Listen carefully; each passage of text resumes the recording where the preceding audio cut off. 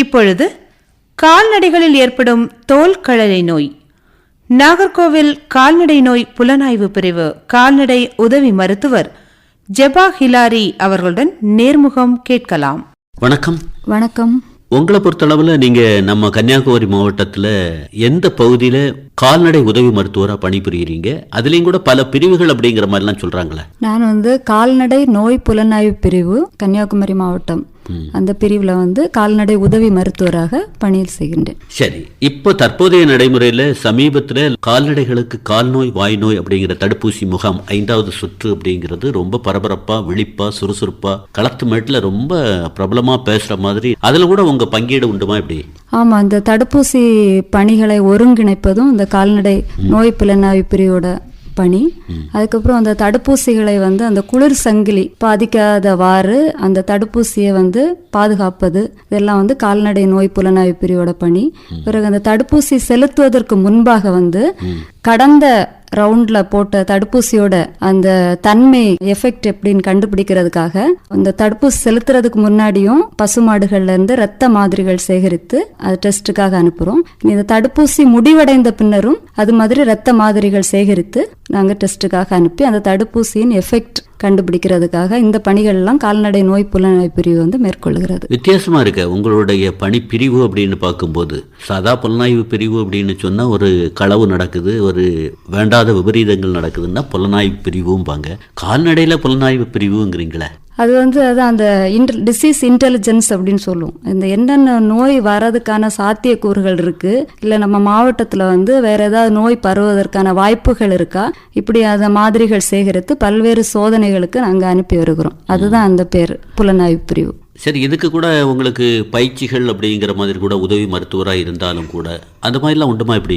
ஆமா, இதுக்கான பயிற்சிகள் கொடுப்பாங்க. இல்ல, உங்களுக்கு கூட பயிற்சி உண்டுமான்னு கேட்கிறேன். என்னென்ன மாதிரியான அறிகுறிகள் அப்படிங்கிறது நீங்களும் உதவி மருத்துவராக இருந்தாலும் கூட அந்த படிப்பு ரீதியா படிச்சதுதானா, அல்ல இதுக்குன்னு தனி கவனம் கொடுத்து உங்களுக்கு? இல்ல, தனி கவனம் கொடுத்து தனி பயிற்சிகள் அரசுல இருந்து எங்களுக்கு கிடைக்கும். அது எந்த இடத்துல எடுத்தீங்க? என்ன சொல்லி கொடுத்தாங்க? சென்னை நம்ம கால்நடை மருத்துவக் கல்லூரி பல்கலைக்கழகம் இங்கெல்லாம் இந்த எந்தெந்த அறிகுறிகளை வச்சு என்னென்ன மாதிரிகள் சேகரிக்கணும், அதை எந்த மாதிரி சேகரிச்சு என்ன முறையில அனுப்பணும், இந்த மாதிரி பயிற்சிகள் எங்களுக்கு தராங்க. அந்த பயிற்சியினுடைய தாக்கம் இன்னைக்கு களத்து மேட்டுல போகும்போது உங்களுக்கு லெகுவான ஒரு பணியா தெரியுதா? எப்படி?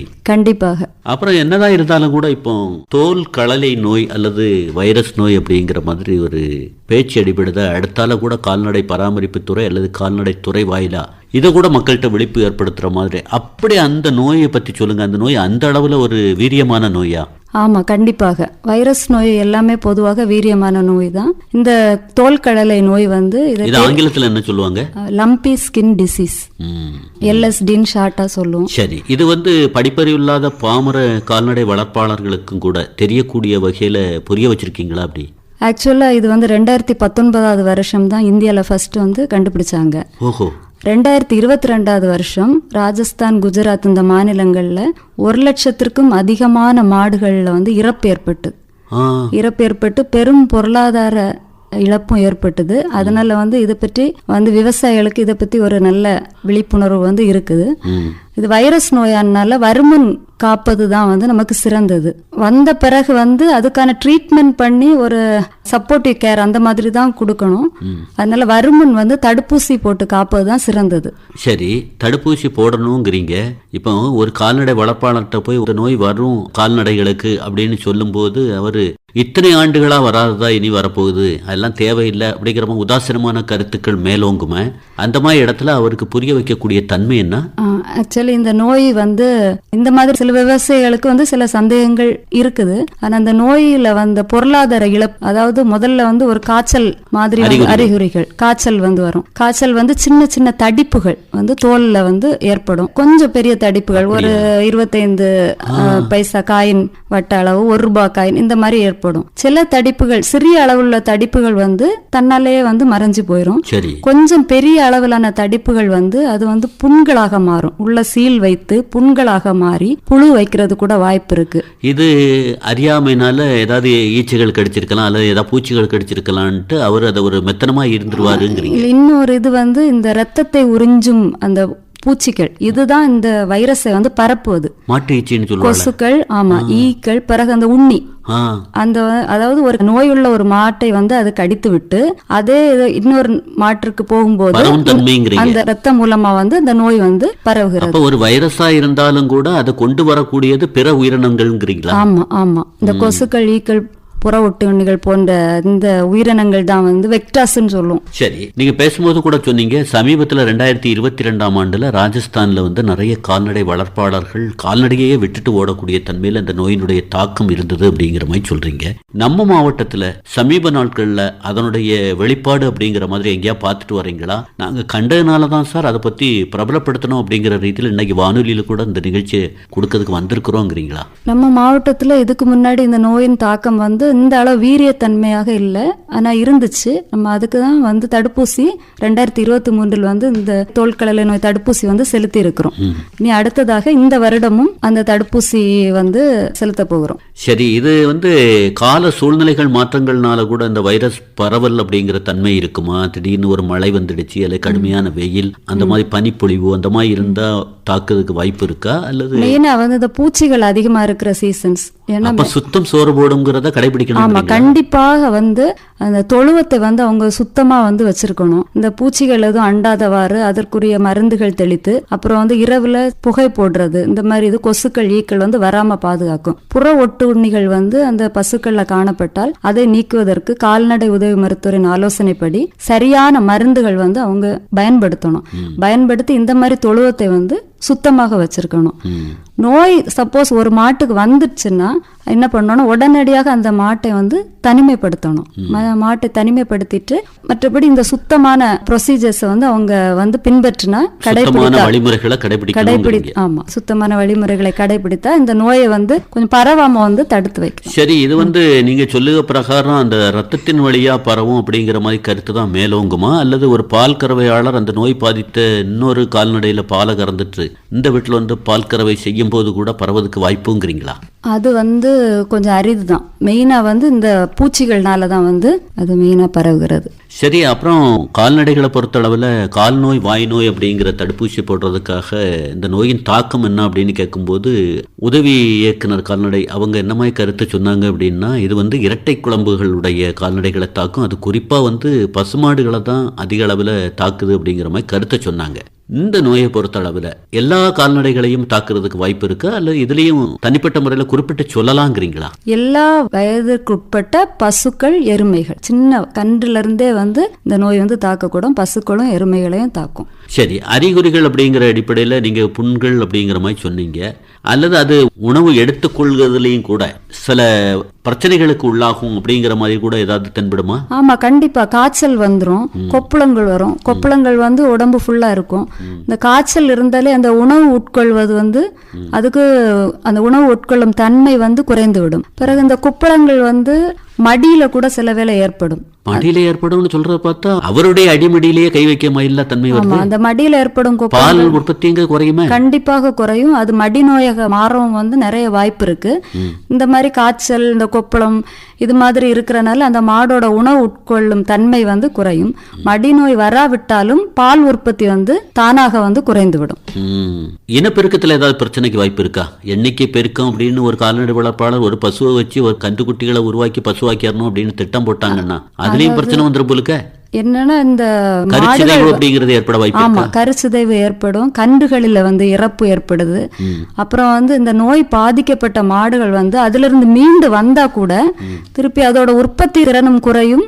அதோட வந்து பொதுவான உடல் நலமும் வந்து நல்லா இருந்த செழுமையான உடல் நலமும் வந்து கெட்டு போக வாய்ப்பு இருக்கிறது. நம்ம மாவட்டத்துல எங்கேயுமே இதுவரை நீங்க இந்த நோயின் தாக்கம் பார்த்தது இல்லையா? வந்துடக்கூடாதுங்கிறதுக்காக தான் நடவடிக்கையா? ஆமா, வந்துடக்கூடாதுன்னு சொல்றதுக்காக தடுப்பூசி நடவடிக்கைகள். சரி, இப்ப வரக்கூடிய நாட்கள்ல இந்த நோயினுடைய தன்மையை பத்தி கால்நடை வளர்ப்பாளர் புரிய வைக்கிறதுக்காக களத்து மீட்டிலேயே போவீங்களா, அல்ல அவங்கள ஒரு இடத்துல கூட வச்சு ஒரு முன்னெச்சரிக்கை நடவடிக்கை அல்ல விழிப்புணர்வு கருத்துக்கள் அப்படிங்கிறது பரவலாக்கப்படுமா? முன்னெச்சரிக்கை நடவடிக்கை பத்தி நாங்க வந்து பரவலாக அவங்களுக்கு தெரிவிப்போம். இந்த மாதிரி வானொலி மூலமாகவும் துண்டு பிரதிகள் மூலமாகவும் பத்திரிகை செய்தி வாயிலாகவும் அவங்களுக்கு விழிப்புணர்வு ஏற்படுத்தப்படும். இந்த தடுப்பூசி போடுறது வந்து ஒவ்வொரு கால்நடை மருந்தகத்தில் உள்ள ஒரு குழுவினர் வந்து வீடு வீடாக சென்று தகுதியான எல்லா கால்நடைகளுக்கும் அந்த தடுப்பூசி வந்து போடுவாங்க. சரி, தடுப்பூசி அப்படிங்கிற அடிப்படையில் முன்னால எல்லாம் கால்நடை வளர்ப்பாளர்கள் என்னன்னா காதுல ஒரு டேக் மாதிரி ஒன்று போட்டு விட்டுட்டீங்க அப்படின்னா அவரை பார்த்த உடனே பார்வை வித்தியாசப்படும். இவர் பெரிய கடனாளியா இருப்பார் போல் இருக்கு அப்படிங்கிற மாதிரி. இன்னைக்கு நீங்கள் கிராமங்களில் போய் அந்த டேக் போடும்போது அந்த எடுத்து சொல்லி புரிய வச்சு அவங்கள்ட்ட ஒரு தெம்பா வந்து அந்த மாடுகளுக்கு டேக்கு பொருத்தமாய் தன்மைக்கு வராங்களா? அப்படி ஆமா, இப்போதைக்கு முன்னால எப்படி இருந்தது? ஆமா, முன்னாடி வந்து அந்த காது வில்லை அணிவிக்கிறதுக்கு வந்து அவங்க கொஞ்சம் விருப்பம் இல்லாம இருந்தாங்க. இப்போ வந்து அதை வந்து அவங்களுக்கு புரிஞ்சுட்டு அதை எதுக்காக நாங்க அணிவிக்கிறோம் அப்படின்னு சொல்லி இப்போ வந்து எல்லாரும் ஒத்துழைக்கிறாங்க. அப்படியா? இந்த தோல் களலை நோய்னு சொல்றீங்க இல்லையா, இதுக்கு தடுப்பூசி போட போகும்போது அந்த டேக்ல ஏதாவது ஒரு மாற்றம் பண்ணுவீங்களா அல்லது அந்த டேக்ல வந்து ஒரு மாட்டுக்கு ஒரே நம்பர் தான் அந்த கணினி வாயிலாக வந்து இந்த எந்தெந்த தடுப்பூசிகள் அந்த மாட்டுக்கு செலுத்தப்படுமோ அது வந்து அந்த ஆன்லைன் வெப் போர்ட்டல்ல என்ட்ரி போட்டுரும்.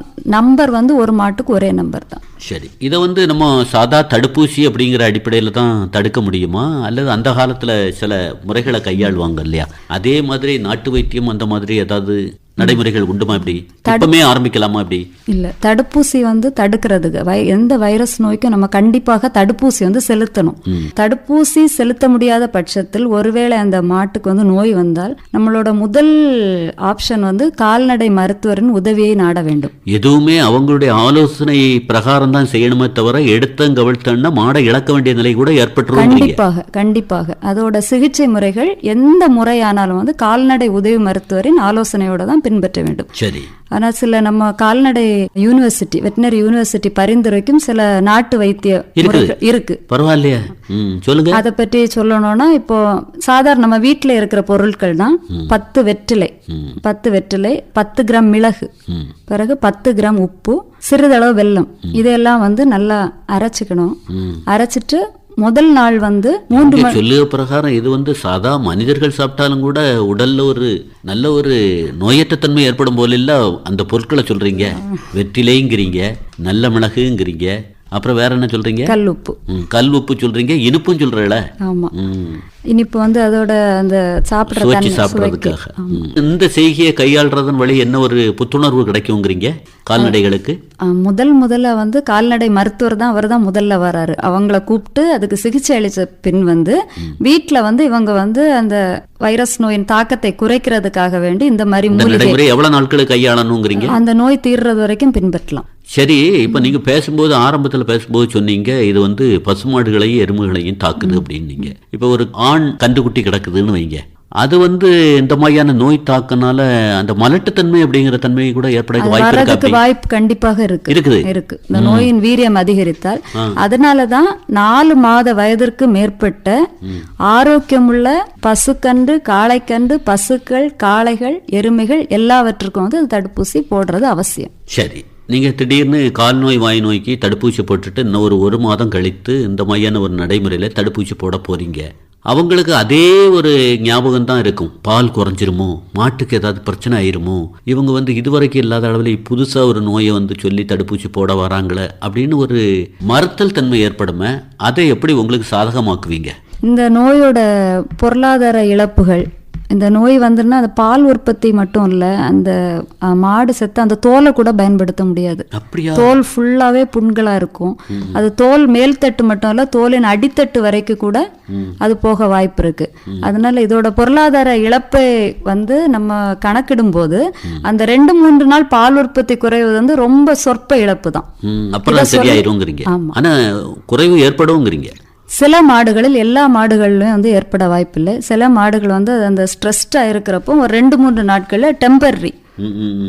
நோய் கண்ட உடனே அவங்க விழிப்பாக வேண்டிய செய்கைகள் அப்படின்னு என்ன சொல்றீங்க? காய்ச்சல் கண்ட உடனே, காய்ச்சலும் இந்த மாதிரி முதல் தடிப்பு வந்து சிறிதா தான் வரும். தடிப்பு தான் ஆரம்ப அறிகுறி இல்லையா? காய்ச்சல் ஃபர்ஸ்ட் காய்ச்சல் வரும், முதலாக காய்ச்சல் வரும். அதுக்கப்புறம் அந்த சிறு தடிப்பு வந்த உடனே அந்த மாடு காய்ச்சல் வந்தா சோர்வா இருக்குமா? சோர்வா இருக்கும், உணவு உட்கொள்ளாமல் இருக்கும். காய்ச்சல் இருந்தாலே உணவு உட்கொள்ளாம இருக்கும், சோர்வா இருக்கும், சின்ன தடிப்பா இருக்கும், ஏதோ கொசு கடிச்ச மாதிரி தான் இருக்கும் பாக்குறதுக்கு, ஆனா கொஞ்சம் குண்டா இருக்கும். இதை பார்த்த உடனே அவங்க கால்நடை உதவி மருத்துவரை நாடி சென்று அதை 2 நாள் ஆகட்டும் 3 நாள் ஆகட்டும் அப்படின்னு சொல்லி வச்சிருக்காம முதல்ல வந்து கால்நடை மருத்துவரின் உதவியை வந்து அவங்க நாடிட்டாங்கன்னா அதை வந்து நம்ம எளிதாக வந்து அருமையா சொல்றீங்க. ஏதோ ஒரு சின்ன ஒரு தடிப்பு தானே அப்படின்னு கண்டுக்கிடாம விட்டுட்டு பாலை மட்டும் கறந்துட்டு இருந்தோம் அப்படின்னு சொன்னா வீரியமானதுக்கு பிறகு என்னதான் செய்கையை கையாண்டாலும் கூட பரிதவிப்புக்குள்ளாவோங்கிறீங்க. ஆமா சரிங்க, நீங்க இப்ப பேசக்கூடிய ஒரு நிலையில சொல்றீங்க முதல்ல ஒரு தடிப்பு மாதிரி ஒரு தன்மை வரும், அப்புறம் புண்கள் மாதிரி ஆகும் அப்படிங்கிறீங்க. அந்த புண்கள் வழியா உள்ளுக்கு பரவி மாடுகளுக்கு ஒரு பிரச்சனையை ஏற்படுத்தினாலும் கூட இந்த மேல் புண்ணை ஆத்தன்மை அதுக்குன்னு ஏதாவது நடவடிக்கைகள்? மருத்துவரின் சிகிச்சை அது முதல் பாயிண்ட். அடுத்ததாக நம்ம வீட்டிலே செய்யக்கூடிய வைத்தியம், இப்ப புண்கள்ல புழு வச்சிருந்தா சீத்தா மரத்துல உள்ள இலைகள், அதுக்கு அவ்வளவு வீரியம் இருக்கா? ஆமா, அதை அரைச்சு அந்த புண்கள் மேல் தடவணும். இல்லைன்னா தேங்காய் எண்ணெயில வந்து கற்பூரம் போட்டு அதை காய்ச்சி அதையும் வந்து புழு உள்ள புண்கள்ல வந்து பாட்டி வைத்தியம் அதில் குறிப்பிட்டுறீங்க. ஆமா, இது வந்து நம்ம கால்நடை மருத்துவ பல்கலைக்கழகத்துல பரிந்துரைக்கப்பட்ட சிகிச்சை. கால்நடை வளர்ப்பாளர்களை இப்ப இந்த நிகழ்ச்சியை கூட கேட்டு இருப்பீங்க. ஒரு அற்புதமான மருத்துவ முறையை சொல்றாங்க, லெகுவான முறையை சொல்றாங்க. அதாவது சாதா சீத்தாப்பழ இலை அப்படிங்கிறது பரவலா எல்லா இடமும் கிடைக்கக்கூடிய வாய்ப்பு இருக்கு. அந்த இலையை கூட அரைத்து அந்த இடத்துல வைக்கிறதன் வழி அந்த புண்ணு ஆற்றக்கூடிய தன்மை ஏற்படும். அல்லது இன்னொன்னு என்ன சொன்னீங்க? தேங்காய் எண்ணெயில கற்பூரம், தேங்காய் எண்ணெயில கற்பூரத்தை கலந்து அதை கூட தொட்டு வைக்கலாங்கிறீங்க. ஆமா, இந்த புண்களை ஆற்றுறதுக்கு வந்து இனி ஒரு சின்ன கலவை இருக்கு. வேப்பிலை ஒரு கைப்பிடி, மருதாணி இலை ஒரு கைப்பிடி, பிறகு குப்பை மேனி ஒரு கைப்பிடி, பிறகு துளசி இலை ஒரு கைப்பிடி, சரி, பிறகு 20 கிராம் மஞ்சள் தூள், பிறகு ஒரு 10 பல் பூண்டு, சரி, இவை எல்லாவற்றையும் வந்து சேர்த்து அரைச்சிடணும். அரைச்சிட்டு ஒரு 1/2 லிட்டர் தேங்காய் எண்ணெய் இல்லைன்னா 1/2 லிட்டர் நல்லெண்ணெய் இதுல போட்டு நல்லா காய்ச்சிட்டு இந்த புழுக்கள்லாம் செத்த பிறகு இந்த புண்கள்ல இது வந்து போட்டா அந்த புண்கள் வந்து விரைவாக ஆறிவிடும். இப்போ நீங்க சொல்லக்கூடிய அந்த கருத்தை வந்து ஒருத்தர் நோட்டும் பெண்ணுமா இருக்கிறாரு, குறிச்சிட்டு இருக்கிறாரு, ஐயோ சீக்கிரமா அவங்க சொல்லிட்டாங்களே அப்படின்னு பரிதவிப்புக்குள்ளாகிறாருன்னா அவருக்கு ஒரு தெளிவு கிடைக்கிற மாதிரி இன்னும் ஒரு தடவை இதை சொல்லலாமா? ஒரு கைப்பிடி வேப்பிலை, ஒரு கைப்பிடி மருதாணி இலை, ஒரு கைப்பிடி குப்பை மேனி, ஒரு கைப்பிடி துளசி இலை, 20 கிராம் மஞ்சள் தூள், பிறகு 10 பல் பூண்டு எல்லாத்தையும் வந்து சேர்த்து அரைச்சிட்டு 1/2 லிட்டர் தேங்காய் எண்ணெய் இல்லை என்றால் 1/2 லிட்டர் நல்லெண்ணெய் இந்த கலவையை அந்த எண்ணெயில் போட்டு காய்ச்சி அடுத்து அந்த எண்ணெயை வந்து தொட்டு புண்கள்ல மேல புழுக்கள் இல்லாத ஒரு நிலையில். ஆமா, புழுக்களை முதல்ல வந்து அந்த ஏற்கனவே சொன்ன முறைப்படி புழுக்களை இது பண்ணிட்டு எடுக்கலாம். இந்த மாதிரி நடைமுறையை பின்பற்றுவதன் வழி நோய் குணமானாலும் கூட புண்ணு குணமாகட்டாலும் கவலை கொள்ள வேண்டிய அவசியம் இல்லை. இதை கைகொண்டா வெற்றி கிடைக்குங்கிறீங்க. ஆமா, கண்டிப்பா. நிறைவான கருத்தா குமரி மாவட்ட கால்நடை வளர்ப்பாளர்களுக்கு இந்த நோய் குறித்து முத்தாய்ப்பா என்ன கருத்து சொல்றீங்க? இந்த நோய் வந்து இந்த பொருளாதார இழப்பு வந்து நம்ம கண்டிப்பா சொல்லி ஆகணும். அதான் பால் உற்பத்தி குறையும், அந்த மாடோட உடல் நலனே வந்து குண்டி போகும். அதனால திரும்பி பால் உற்பத்தி வரதுக்கும் வாய்ப்பு வந்து ரொம்ப குறைவு. அதனால அந்த நோய் ஏற்பட்டா அவங்க ஃபுல்லா அவங்களோட அந்த மொத்த கால்நடைகளை இழக்க வேண்டிய ஒரு சூழலுக்கும் வந்து உள்ளாவார்கள். எந்த பகுதியுமே அதுக்கு பிரயோஜனப்படாது, எந்த ஒரு தோல் கூட நம்ம அதுக்கப்புறம் பயன்படுத்த முடியாது. அதனால இந்த விவசாயிகளுக்கு வந்து இந்த நோயினால வந்து பெரும் நஷ்டம், பெரும் பொருளாதார இழப்பு வந்து ஏற்படும். அதனால வந்து இந்த தடுப்பூசி போட வரும்போது அவங்க வந்து எந்த வித தயக்கமும் காட்டாமல் இந்த தடுப்பூசியை செலுத்த அனுமதிக்குமாறு நான் எல்லாரையும் அன்புடன் கேட்டுக்கொள்கிறேன். ரொம்ப அருமையான தகவலை சொல்லியிருக்கீங்க. அதுவும் குமரி மாவட்டத்தில் இதுவரைக்கும் அடியெடுத்து வைக்காத தோல் களலை நோய் அல்லது வைரஸ் நோய் அப்படிங்கிற தாக்கம் ஏற்படுவதற்கு முன் வருமுன் காப்போம் அப்படிங்கிற மாதிரி நான் சில கருத்துக்களை வெளிப்படுத்தியிருக்கேன். இதை கால்நடை வளர்ப்பாளர்கள் கைகொள்வதோடு மட்டும் இல்லாமல் என்ன மாதிரி இருக்கக்கூடிய கால்நடை உதவி மருத்துவர்கள் அவங்களுடைய ஆயற்ற பணியாளர்களோடு வரும்போது அவங்களுக்கு முழு ஒத்துழைப்பு கொடுங்க அப்படிங்கிற மாதிரி கால்நடை வளர்ப்பாளர்களை தட்டி எழுப்புற மாதிரி கருத்தை பதிவு செய்திருக்கீங்க. உங்களுக்கு குமரி பண்பலை சார்பாக மனமார்ந்த நன்றி. நன்றி. இதுவரை கால்நடைகளில் ஏற்படும் தோல் களலை நோய், நாகர்கோவில் கால்நடை நோய் புலனாய்வு பிரிவு கால்நடை உதவி மருத்துவர் ஜெபா ஹிலாரி அவர்களுடன் நேர்முகம் கேட்டீர்கள். உடன் உரையாடியவர் தேரூர் எஸ். சிவசுப்பிரமணிய பிள்ளை.